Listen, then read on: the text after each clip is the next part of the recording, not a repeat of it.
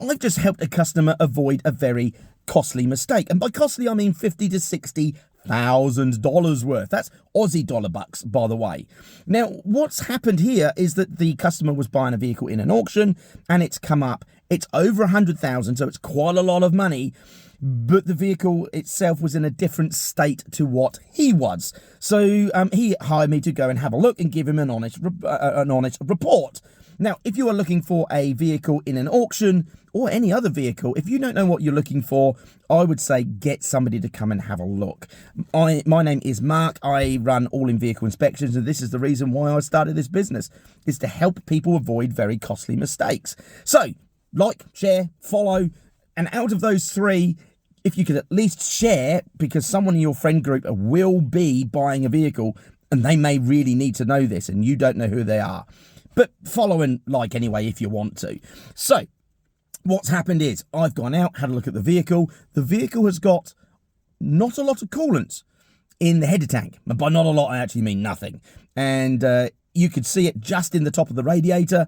And it looks like it was water and it was really rusty. So was the radiator cap. And that starts you to think, well, I wonder what's going on with this. On top of that, when you rev the engine, it makes like this knocking noise, which for an engine, a knocking noise isn't good. It should be nice and smooth. And when I started it up for the first time, it seemed to be running quite rough too. It sort of seemed to have a bit of it wasn't a miss, but it wasn't smooth.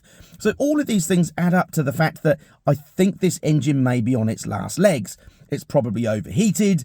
And now it's overheated. There's some internal damage happened within the pistons and internally to the engine. There might be cracks in the cylinder head.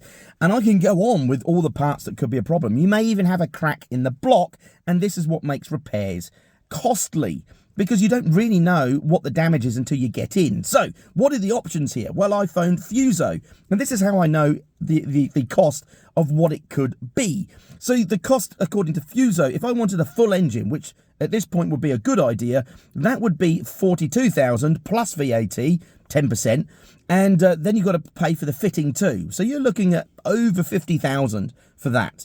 Then you've got a short engine, and that's basically a block with pistons, still going to get a cylinder head.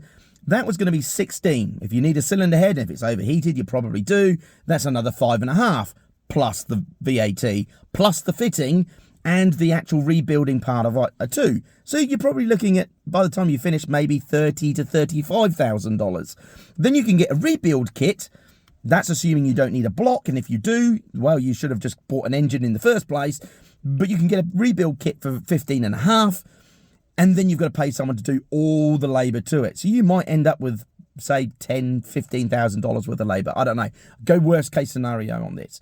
So you could be looking at nearing $30,000. So depending upon your options, depending on what's broken, you're looking at $30,000 to $60,000 on a vehicle. This is why I'm saying get it inspected by a professional first, somebody that knows what they're talking about. If you're looking for one in South Australia, then give me a call. Go to the website www.aivi.au. We'll get you there. And so anyway, that's not the end of it. So the end of this is when I phoned up and said, okay, how much is these prices? I also asked, is it available? And the answer on every single option was no. The only availability is in Japan, and they will have to wait for it to be built as well. So just to get it from Japan is an 8-week wait. So that's 2 months. If you've bought it, that's 2 months to get the parts. So you might strip the engine down, find out what you need first. So that might be a week or two. Some places can't fit you in straight away. It might be 3 or 4 weeks. So already you're already 3 months before you can use a vehicle you've just bought money for. And if you've got finance on it, even worse. Then they've got to build it. And that might be, they might put you in that queue, the far queue. And there's a lot of people that say once you've got into a back order, we need to order it to be built. Well, when are they going to do the next run of engines? They don't tend to just build one. They might do them in a run of 1,000. But that might not be for another month, 2 months, 3 months. That's assuming they are going to do it this year. So you can see that 3 months has now turned into 4, 5, 6.